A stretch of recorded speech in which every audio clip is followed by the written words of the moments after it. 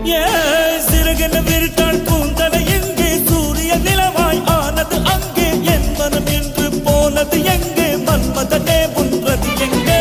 கன்னத்தை தொட்டால் சந்தனம் ஒட்டும் வெட்கத்தை தொட்டால் குங்குமம் கொட்டும் புன்னகை பட்டால் மல்லிகை கொட்டும் பார்த்தால் பருவம் மூச்சு கொட்டும் காணறி மோசைகள் கொம்பனை தேடும் அம்மம்மா